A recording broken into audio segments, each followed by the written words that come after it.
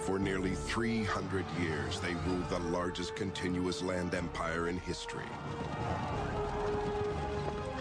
Twice the size of Caesar's Roman Empire. Longer lasting than Napoleon's, as world-shaking as Alexander the Great's. They are the Mongols, the fury that rolls like a storm out of the steppes. In the early 13th century, the Mongols pioneer a style of warfare unparalleled in cunning and cruelty, and so revolutionary, it still inspires military strategists today. Sweeping east and west, destroying everything in their path, they shatter the old world order and carve a new course of history.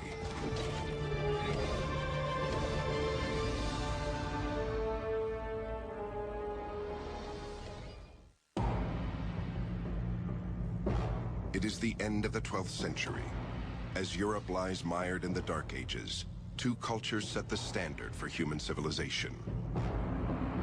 The Islamic states in Persia and Central Asia,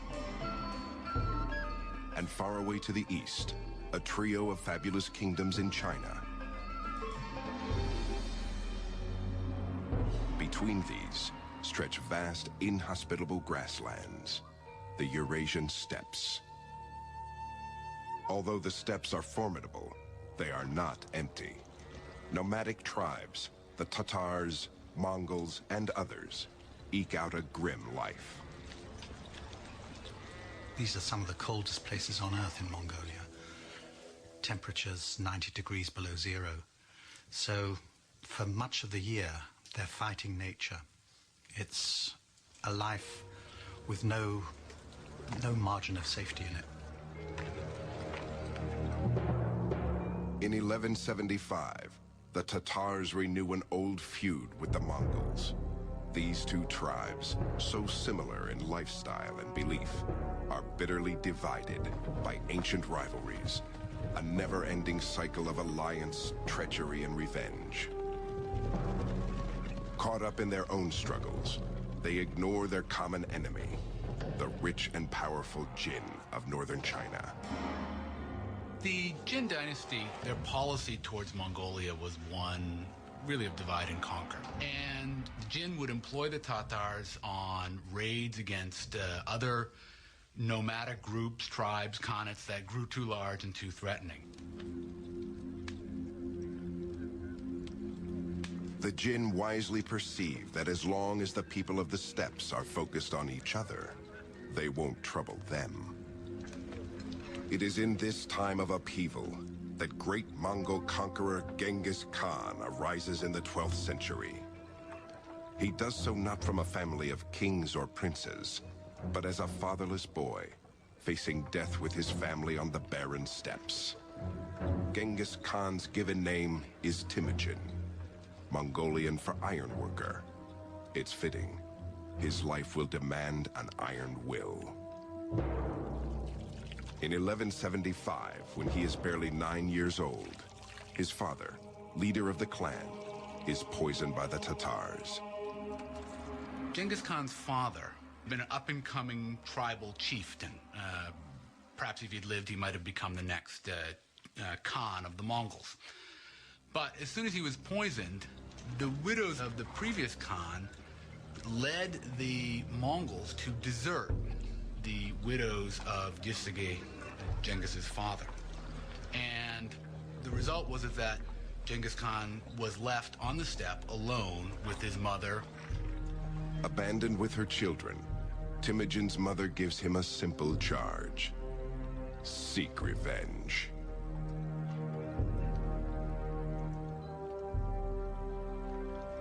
He had grown up, we can presume, with this strong sense of mission. He was the son of one of the leading chieftains, one who had won victories in war when other chiefs had been defeated. And he had been abandoned, and that created a really strong sense of bitterness, a strong sense that the world doesn't work the way it should.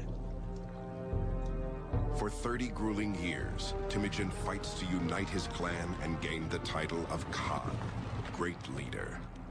He learns to trust those proven loyal in battle, and he remains suspicious of all others. By the age of 40, he has grown to be a gifted chieftain. We're looking at a man like Alexander, like Hitler, I have to say, with immense charisma, who made people follow him by the strength of his personality. Having united his tribe in 1196, Temujin turns to the second task: vengeance on the Tatars. The tactics were pretty much entirely horse tactics, and they incorporate all of the things that we would normally expect. Techniques learned in the hunt, for example, would often be employed tactically in battles. The feigned retreat, drawing your enemy in and encircling your enemy, enveloping the enemy.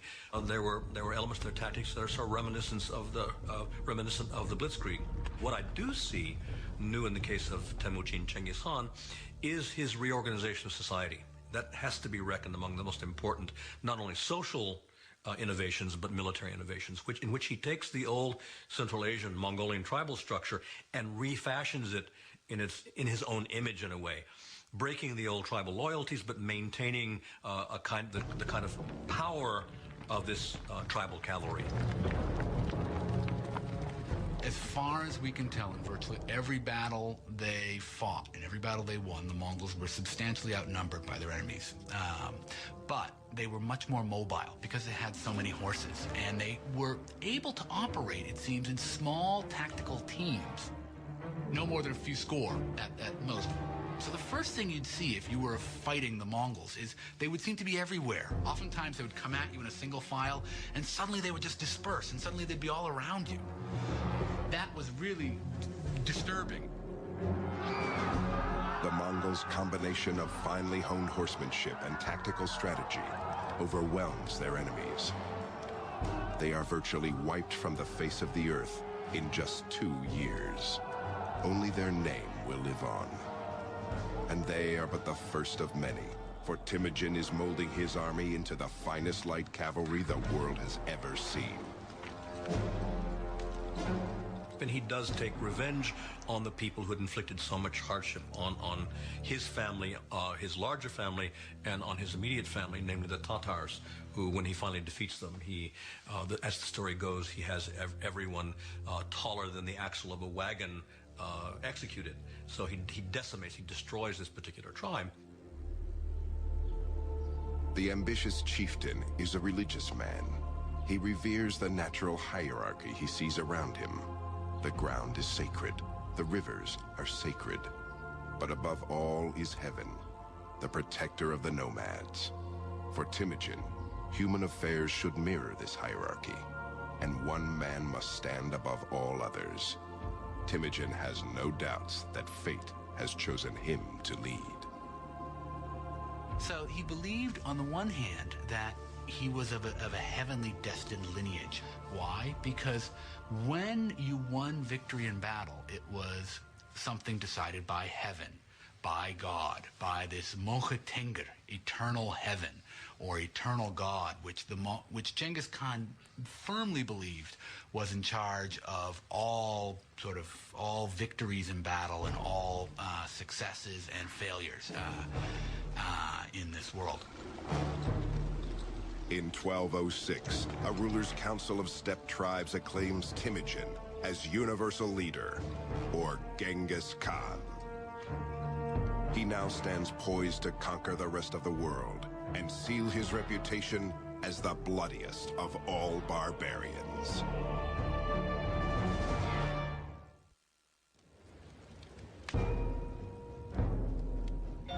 Driven to avenge his father's murder, and empowered by a sense of his own destiny, in 1206, Genghis Khan rises from obscurity to the brink of world domination. He is the ultimate leader, the Khan, of all the restless and nomadic tribes of the steppes. His people live a difficult life in a brutal environment. This is a society that is perpetually on the move.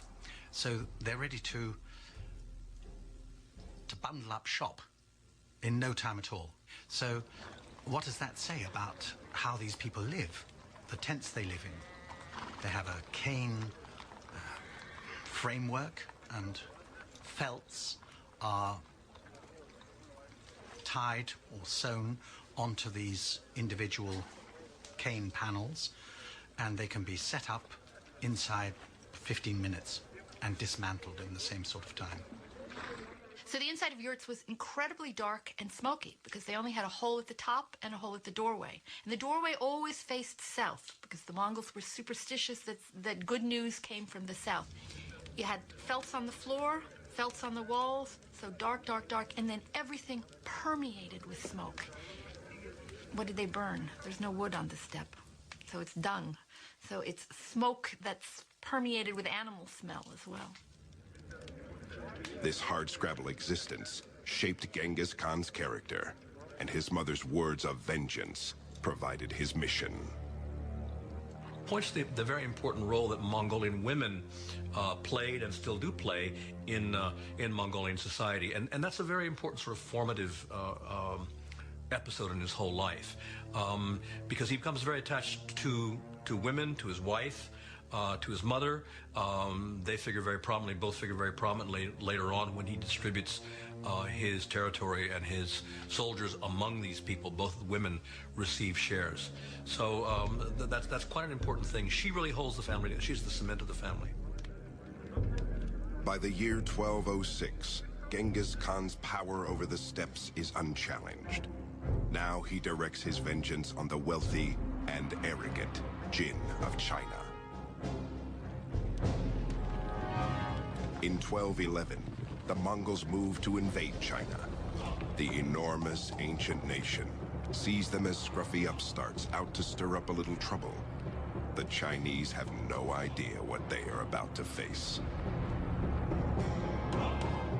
Down in South China, the Song dynasty, the ethnic Chinese in South China often looked on the Mongols as possible allies, and they developed a very interesting view of the Mongols, that the Mongols were these very crude, barbaric, savage people, but they were uncorrupted, unspoiled. Within hours of their initial meeting, the Mongol troops annihilate a much larger Chinese force. The nomads learn fast.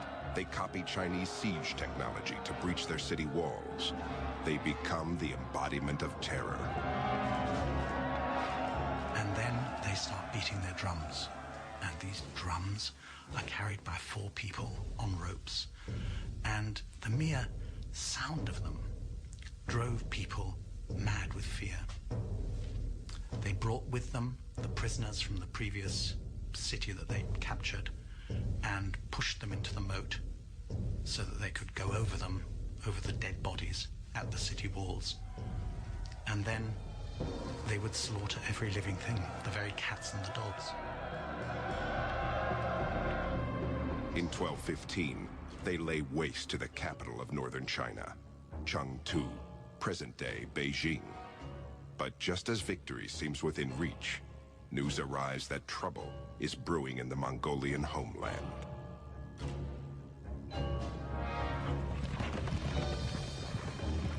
The news reaches Genghis Khan across 1,000 miles of territory, carried by a surprising system of communication that eventually will connect the entire Mongol Empire.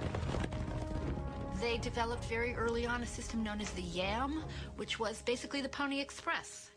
And 2 messengers would be sent out with special badges that they wore around their waist, showing that they were official emissaries of the government.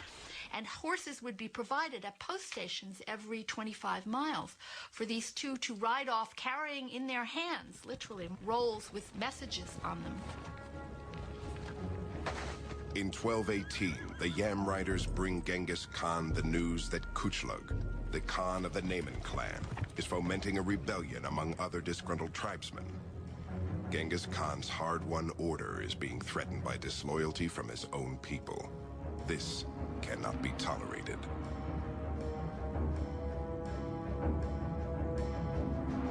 In search of the rebels, Genghis Khan launches a crusade that takes him far from his business in China.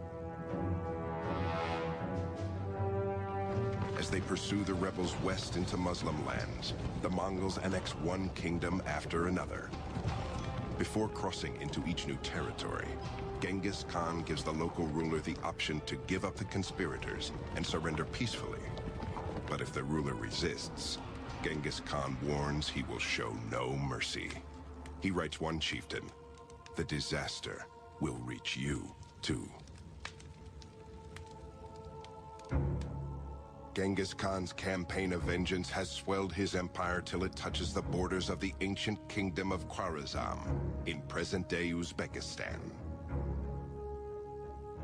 Though Khwarezm is an attractive target, Genghis Khan goes no farther.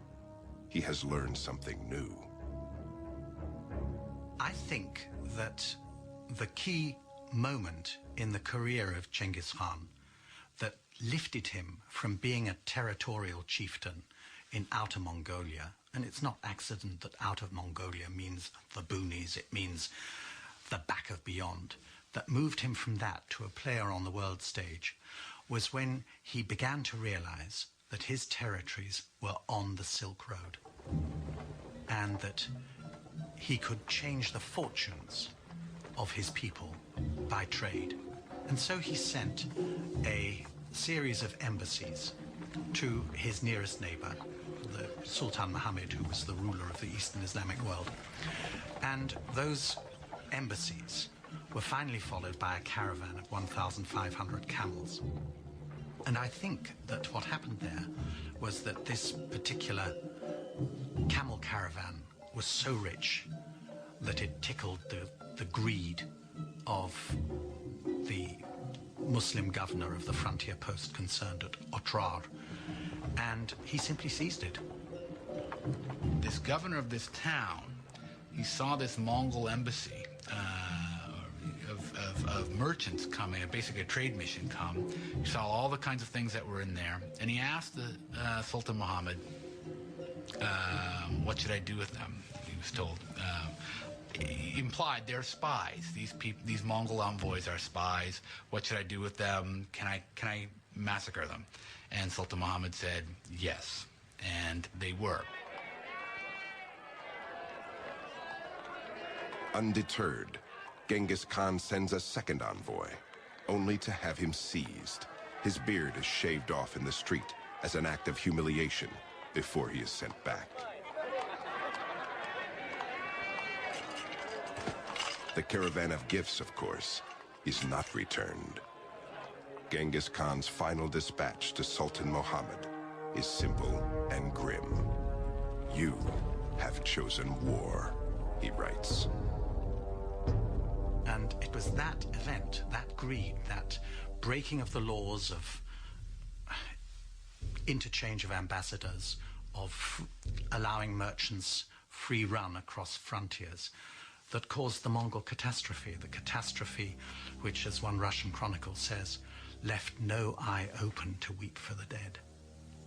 They came, they sapped, they plundered, they burnt, they slaughtered, they departed. This is an utter disaster for the civilized world, and it had that curious small trigger.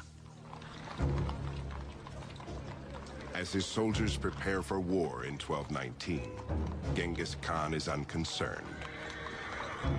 That will happen, he says, which will happen. And what is to be, we know not. Only God knows.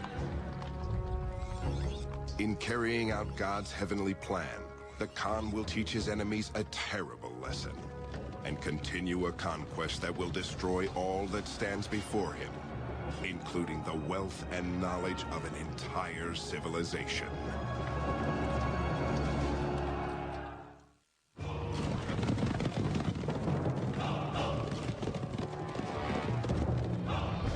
Genghis Khan has unified the nomadic Mongols, subdued the wealthy Chinese, and now, in 1219, stands perched to take on Sultan Muhammad, the ruler of the Khwarezm Empire of Central Asia. Genghis Khan is a man driven by revenge. Inalchuk, the Sultan's governor, has flagrantly humiliated a Mongolian diplomatic envoy, an abuse that cannot stand. The Sultan's stronghold, Samarkand, is defended by an army much larger than Genghis Khan's own. To even the odds, the Khan turns to tools that have served him well in the past: mobility and surprise. Much more interesting about this particular campaign is the fact that Genghis Khan divided his army in the face of a superior opponent. This is tactics that we associate again with people like Robert E. Lee or with Blitzkrieg and during World War II. The purpose being, again, to penetrate the enemy's front and to create confusion and diversion and so on in the rear, to be able then to turn back and take these places. So I find that to be a very significant part of what he does.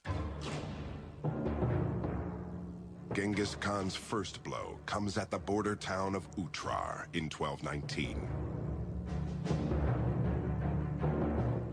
After a 5-month siege, the Mongols burst through the defenses and lay waste to everyone and everything in their path. There is no limit to their cruelty. Why were the Mongols so cruel? It's a difficult question, and no one really knows the explanation.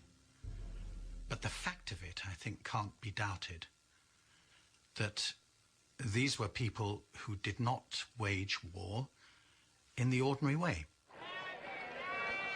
A special fate is assigned to the greedy governor, Inalchuk. He discovers firsthand the meaning of the old Mongolian proverb, "Return what people give to you." Dragged from his hiding place in the citadel, he is held down while molten silver is poured into his ears and eyes.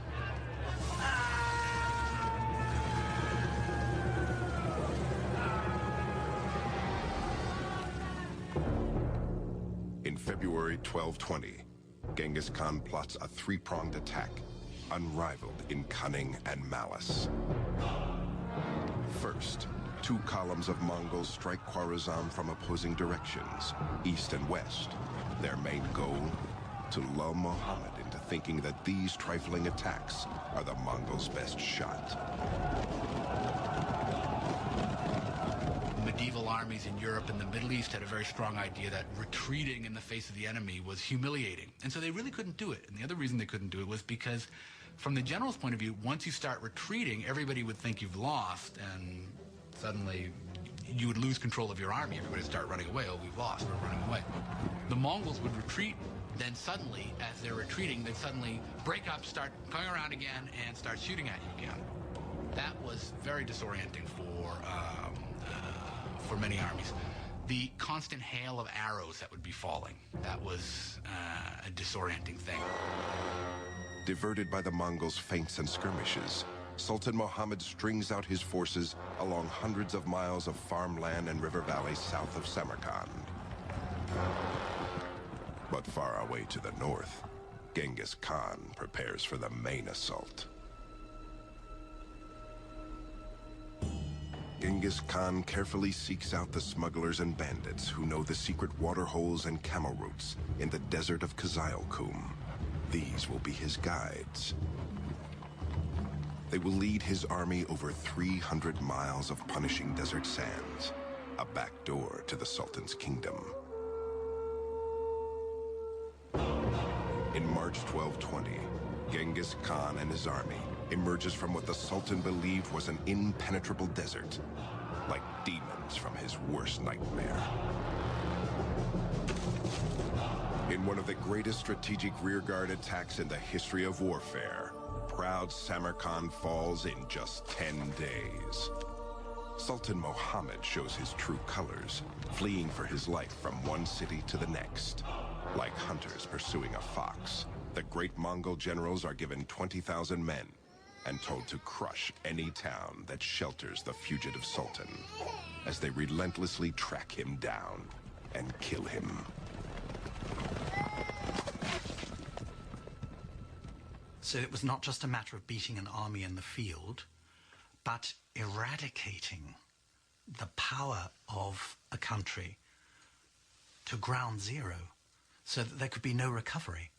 So they sowed salt in the fields. They destroyed the wells, they flooded the cities, they cut the canals, they chopped down the orchards, as if there were no tomorrow. The Mongols' monstrous rampage devastates magnificent Persian cities like Balkh and Herat. Genghis Khan is not concerned. They couldn't care less. So the destruction that they visited on the Eastern Islamic world has lasted to this day. The ruins of once great cities still lay scattered across Persia like ghost towns. With the annexation of Khwarezm, Genghis Khan's empire reaches from the Yellow River all the way to the Caspian Sea, the largest continuous land empire in the history of the world. The most remarkable result of this Mongol conquest is that East is open to West for the first time in 1,000 years. Pax Mongolica, a Mongol peace, allowed people for the first time to travel in absolute safety from Rome to Beijing. That was never possible before, and it wasn't possible until the 20th century afterwards. It's not a small thing. We had people from the Middle East traveling all over, all the way even into China. Famous traveler Ibn Battuta from Morocco eventually reached, at least he says he reached, China and traveled through much of the successor states of the Mongols. Mongol states ruled by the descendants of Genghis Khan. And that created a kind of knowledge of each civilization in Eurasia acquiring more knowledge about each other. Ironically, creating such an empire is not Genghis Khan's goal. The flame of vengeance still burns in his belly, and he still has a score to settle with the Chinese. To that end he now turns, but it is the one thing beyond his reach. In 1227, in his mid-60s, Genghis Khan dies on the march to China. According to legend, the victim of a freak riding accident. Armed troops and slave girls escort his body back to the steppes, where he is laid to rest in secrecy. There are various stories about 50 guards were detailed to bury him. They were killed by 50 others who were then killed, in turn killed by other people, so that the grave would remain secret for various reasons. But as for the precise location of this, we don't know. The way that the Mongol chieftains were buried was in total secrecy. They went off on a procession, the people who were going to bury them, blaring horns, beating drums, making as much noise as possible. And if anybody met the procession on its route to its secret destination where the person was going to be buried, they were killed. So the whole point was that nobody should know where the great ones of the Mongols were buried. Not a single tomb of a Mongol chieftain has ever been excavated, if not been found. So we have no idea what they contain. Genghis Khan's empire seems to be as lost as his mountain grave, for upon his death, the state he sought to unify breaks apart, carved up into 4 kingdoms for his 4 sons. But the dream lives on. It will turn into a nightmare in the hands of another Mongol conqueror. Driven by visions of glory, he will unleash a reign of terror even bloodier and more brutal than Genghis Khan's.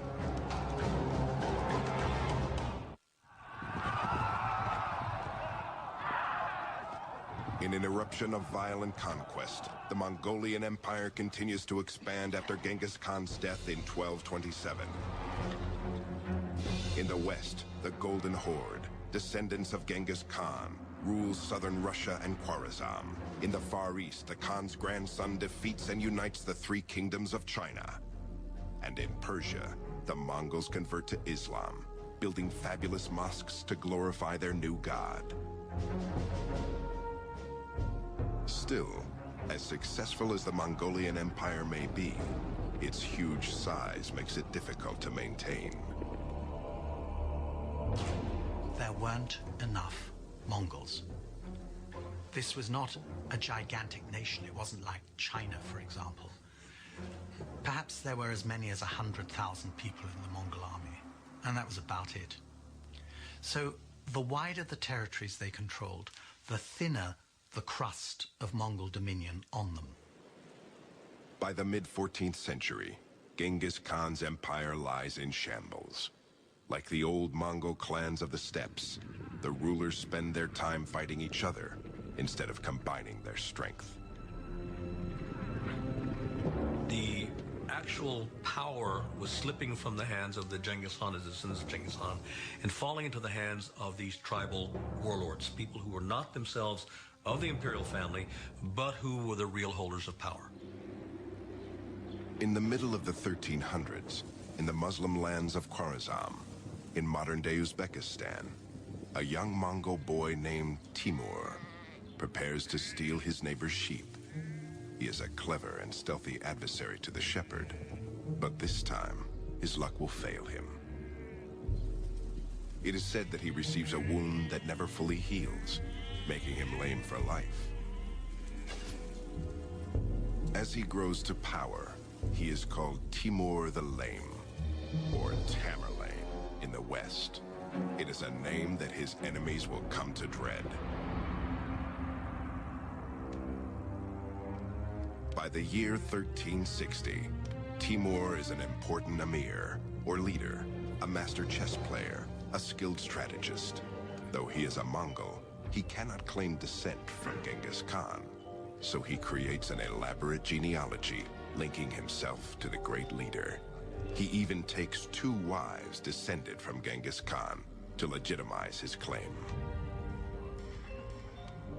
Timur certainly, I think, saw himself as restoring a certain view, a certain version of Genghis Khan history. It was his own version. It reflected very much through the prism of his own ambitions. And he, at a certain point, saw himself as a man of destiny, not only as simply the agent of the righteousness of the Genghis Khan cause, but saw himself as a person acting in his own right. By 1375, the Mongol Empire is not Timur's only restoration project. A century and a half after Genghis Khan put Samarkand to the torch, Timur hopes to make his adopted hometown the jewel of the world.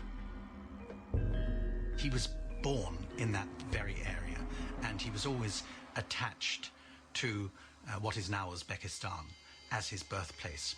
And in the course of his campaigns, wherever he went, he would kill all the men in a city that he had captured, but he would save all the artisans from death and transport them back to Samarkand.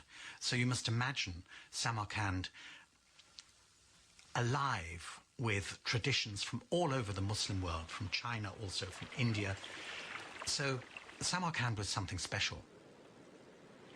Samarkand was a garden city, and one of Timur's main construction activities was to provide irrigation canals that opened up whole suburbs with these wonderful gardens. Because Timur was a Muslim, he also constructed Muslim buildings, and he used a lot of the booty that he acquired when he conquered India to construct an absolutely enormous mosque. One of the attributes of Timur seems to have been his pride and his megalomania, we might say. And you see this in this mosque. It is colossal. Size was the big thing. The entrance way is 50 feet tall. And clearly the impression you're supposed to get is I, the humble little worshiper, have to go through this 50-foot doorway to get in. The magnificence of Samarkand is a testament to the might of Timur, but it is also a testament to his brutal means of keeping order.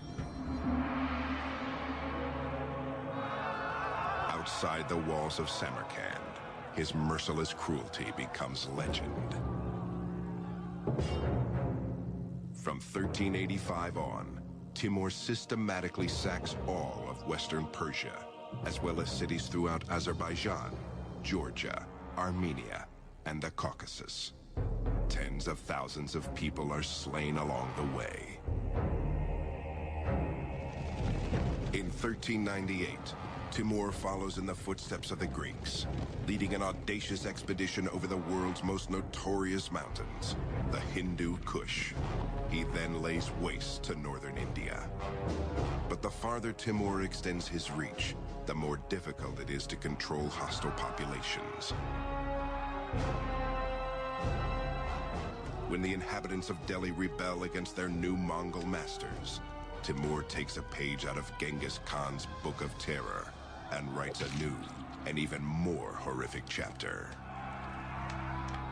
The reports that he cut off the heads of his victims and piled them into huge heaps occur so often that one can't help wondering whether this is not accurate and not just mere rhetoric, but it wouldn't account for the numbers, 70,000, 80,000. I think we're talking about psychological warfare, which is something that the Mongols had introduced. It's one thing to go to war. It's quite another to use terror as a weapon of war. And this is what Timur did. Timur built upon the legacy of Genghis and used it effectively. He was more terrible in that sense that he slaughtered more brutally, more quickly, but always sparing the artisans. When they say he destroyed the city, that's somewhat of a metaphor, meaning he killed off enough people to make it look bad, and then he brought back from every city he conquers the best workers, the best artisans, the best engineers, the best products. The vaulted skyline of modern-day Istanbul bears testament to the one dynasty that stood in the way of Timur's dream of a Genghis-sized empire, the Ottoman Turks. In 1402, Timur's expanding lands reached the immovable borders of Ottoman Sultan Bayezid. Proud to the point of arrogance, neither leader can tolerate the other.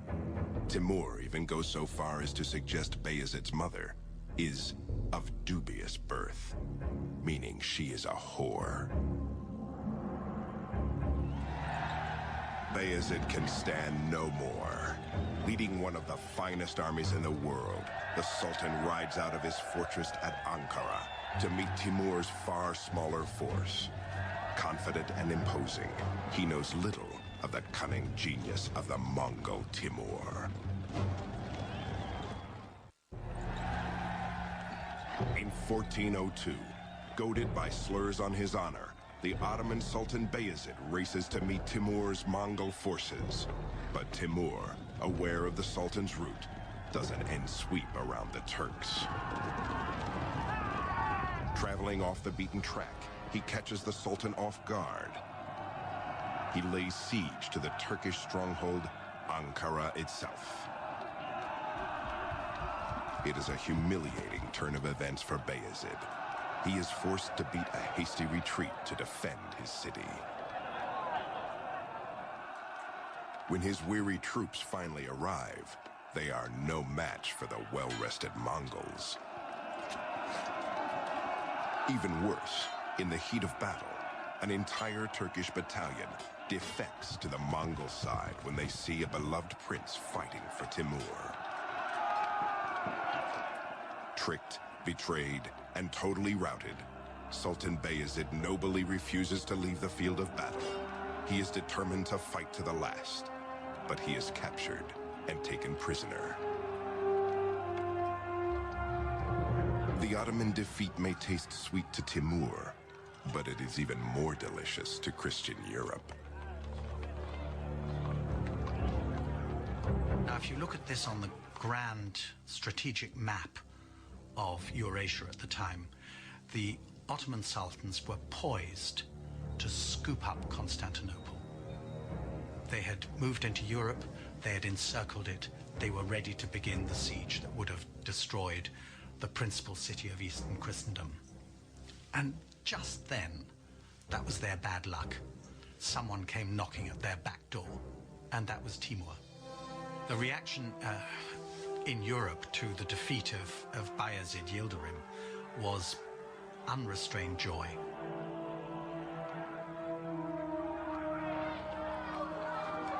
With the defeat of the Ottomans in 1402, Timur's empire nearly matches Genghis Khan's in size and scope. Predictably, it is not enough for the voracious conqueror. To secure his place in history, he must do his hero one better. And the only way to accomplish this is to take what Genghis could not: China. But like Genghis Khan, Timur mysteriously falls ill and dies on the march to China. In 1405, in Samarkand, he is laid to rest in a tomb as ornate as Genghis Khan's was simple. There's a curious story that as he lay dying, he said, "Do not disturb my grave, for if you do, a fate worse than me will fall upon you." And his grave was kept absolutely untouched until the 22nd of June 1941, when Soviet archaeologists opened the grave and found the skeleton of a tall man with a damaged hip. And on the 22nd of June 1941, Hitler launched his attack on Russia. And that was the signal for some 20 million Russians to perish in the following 4 years. So you could say that he had a long arm, and that that long arm stretched right into the 20th century. Without the force of Timur's personality and leadership, his heirs are unable to hold the empire together. The Mongols begin to fade into history. Too small in number to rule their vast empire, they become assimilated into the cultures they conquer, adopting their religions and customs as their own. And yet, their impact remains immeasurable even today. By opening China to the west, the Mongols created an insatiable thirst for Asian goods. The drive to quench it spurred the Age of Discovery and the voyages that would lead Europe to America.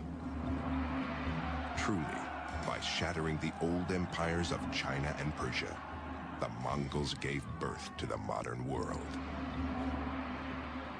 An empire that stretched from the Sea of Japan to the Baltic, from Korea to East Germany, and took in most of Eurasia, apart from India and Southeast Asia. There's been nothing like it. Will the world ever see another empire like it? In Mongolia, some fervently hope so. Even today, Genghis Khan is worshipped there as a god. His name is a source of national pride, his tent a hallowed shrine. Small wonder, then, that the Mongols wait eagerly for the spirit to rise anew and for the barbarian to return.